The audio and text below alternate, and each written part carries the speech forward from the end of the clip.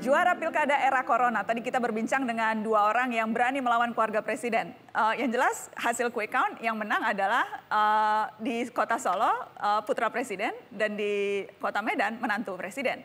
Bagaimana menganalisa apa yang terjadi di Solo dan Medan berdasarkan hasil quick count hari ini, Mbak Titi? Dan nampaknya kita tidak perlu terkejut ya. Karena kalau dari sisi dukungan partai politik juga kan dari sisi jumlah mayoritas. Kalau misalnya mesin partai betul-betul diilustrasikan bekerja, melakukan segala aktivitas pemenangan, maka kemudian hasil itu saya terus terang tidak terkejut sama sekali ya Mbak Nana. Nanti mungkin lebih dalam Mas Toto akan bisa menganalisis. Tapi dinamikanya Anda lihat pilkadanya memang sudah bisa diprediksi hasilnya seperti sangat bisa diprediksi, datar-datar saja. Dan kalau kita lihat dari proses debat juga sudah kita bisa perhatikan. Dan bagaimana misalnya mobilisasi tokoh-tokoh nasional untuk melakukan kerja-kerja pemenangan di Kota Medan. Itu kan terlihat sekali bahwa seolah-olah kemenangan itu sebagai sesuatu yang mutlak begitu ya. Sehingga mobilisasi tokoh nasional untuk melakukan kerja-kerja kampanye. Lalu kalau Solo ya saya kira ya kita sudah sama-sama tahu lah ya bagaimana kemudian kompetitor sebagai calon alternatif yang hadir belakangan. Tapi juga menyisakan problem lain begitu terkait dengan kejelasan konsepsi, visi, misi, gagasan dan program. Jadi bagi saya ya pilkada ini sekedar melegitimasi dari kerja-kerja yang memang sudah dari awal ya kita sudah bisa tahu hasilnya seperti apa yang direfleksikan dari quick count. Mas Toto, analisa Anda yang jelas kalau tadi Pak Bagio dapat 13%, itu lumayan kan? Lumayan sekali, tapi yang harus jadi catatan ini bukan tentang Solo dan Medan saja. Catatan paling penting adalah orang melihatnya dalam konteks nasional, Jokowi harus menerima risiko bahwa kejadian di Solo dengan Medan, menang dan kalah, Jokowi sudah memposisikan diri menjadi politisi biasa, yang mengulang pola yang dibuat oleh para politisi-politisi yang dikritik juga. Politik dinasti itu paling mudah dikritik, itu pertama. Yang kedua, kalau kita bicara Solo dan Medan, ya Solo ya tidak bisa, sudah bisa ditebak tidak ada keanehan, walaupun Pak Bagio berhasil loh meruntuhkan ambisi Gibran mengalahkan ayahnya, itu jelas tidak mencapai 90%. Tetapi Pak Jokowi periode kedua 90,2%. 90,2%. Dan sempat ada target dari Gibran untuk dapat perolehan lebih dari 92%. Nah, tantangan Gibran sebetulnya kan bukan kampanye. Tantangan Gibran ketika dia jadi wali kota, sorotan itu akan lebih besar lagi. Belum lagi ketika ayahnya tidak menjadi seorang presiden. Saya ingin sebelum masuk ke yang lain, apa kira-kira dampaknya ini terhadap posisi Presiden Jokowi sekarang ketika ada dua anaknya yang menjadi pemimpin daerah?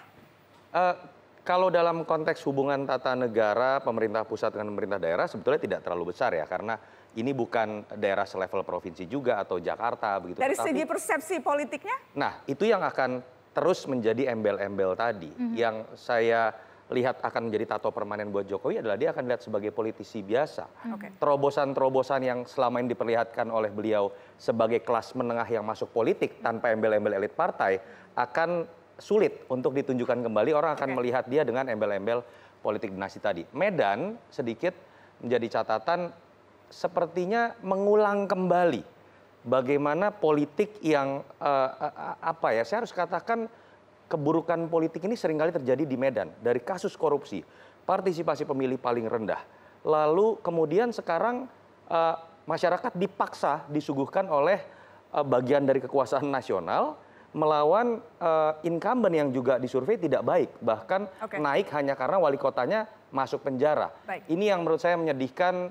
Sepertinya Medan masih perlu waktu lebih banyak lagi melakukan transformasi besar. Oke, Mbak Titi, yang jelas pilkada ini pilkada paling mahal, pilkada paling rumit dalam sejarah Republik ini berdiri. Apakah akan sepadan ya?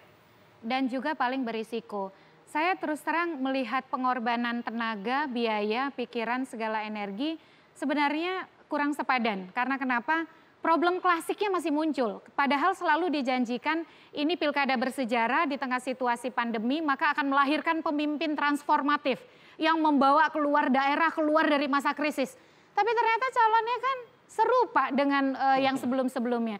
Jadi kita ingin menghadirkan perubahan besar di tengah situasi pandemi, tapi hulunya itu masih persoalan klasik gitu, antara output yang diharapkan dengan input, terutama dari siapa yang disorong untuk ikut berkompetisi itu nggak ada perubahan gitu Mbak Nana. Kalau kita petakan misalnya dari siapa kandidat-kandidat daerah, ini kan kita hanya menyoroti daerah-daerah yang memang menjadi sorotan, karena tadi politik nasional turun ke daerah. tetapi mayoritas persoalan politik kekerabatan itu masih ada. Dominasi misalnya partai politik yang memborong dukungan. Jangan lupa Mas Toto, 25 daerah calon tunggal dan hampir semuanya menang. 100%. Berarti kan ada problem. Karena kenapa? Masyarakat minim informasi karena faktor pandemi. Dan kampanye pun sangat tidak ada terobosan yang bisa memberikan edukasi kepada publik.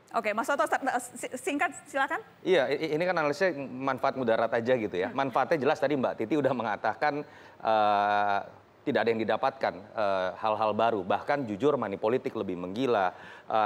Anggaran yang digunakan atas nama pandemi juga bercampur dengan kegiatan politik dan banyak faktor lain. Jadi ketika manfaatnya sulit didapatkan, balik lagi. Pemerintah pastikan apa yang sudah terjadi itu tidak membawa mudarat. Mudarat apa sih yang paling kita takutkan sekarang? Masalah korban dari pandemi. Jadi lakukan testing, tracing sehingga kemudian bisa berakibat positif. Kita akan lihat dari 2 minggu ke depan. Apakah memang yang kita khawatirkan bersama itu akan jadi kenyataan atau tidak. Tapi yang jelas, juara pilkada era corona, yang juara adalah petugas. Petugas dan masyarakat yang tetap mau datang dengan memperhatikan protokol kesehatan. Jadi selamat untuk para petugas dan masyarakat yang betul-betul peduli kesehatan. Terima kasih sudah menyaksikan Mata Najwa malam ini. Terima kasih Mas Toto. Terima kasih. Mbak Titi, terima kasih. Mbak Nana. Sampai ketemu lagi minggu depan insya Allah. Sehat terus teman-teman. Assalamualaikum.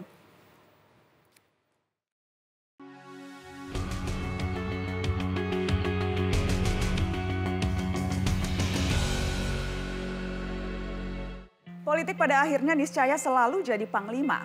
Kalkulasi yang lain mesti minggir oleh perkara kuasa. Formalisme demokrasi rupanya melampaui pandemi. Sirkulasi politik adalah siklus yang takkan terhenti. Ketika virus sedang ganas-ganasnya memburu, sukar mencerna dan memilah program yang bermutu. Demokrasi kita agaknya kian menjauh dari substansi. Yang penting para pemimpin terpilih lewat jalur yang resmi. Bahkan walau membahayakan keselamatan halayak, panggung elit-elit politik harus tetap berdiri tegak. Buktinya kasus-kasus korupsi tetap saja meledak walau jutaan orang sedang bertahan hidup dengan sesak. Semoga seluruh pemenang bisa menyadari mandat mereka datang dari situasi yang tak terperi. Siapa tahu ada banyak pemenang yang benar-benar amanah. Selebihnya, kebanyakan rakyat mungkin hanya bisa pasrah.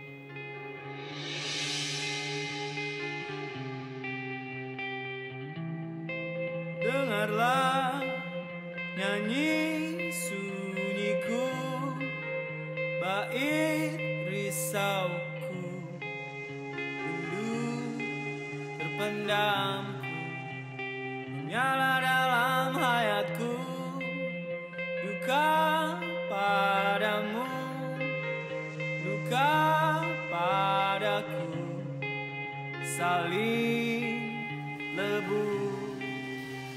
Menghalau awan mendung kemanusiaan itu seperti terang pagi, rekahkan harapan, menepis kabut gelap. Niatkan kunjung terkepal, pekik menebal terjadi.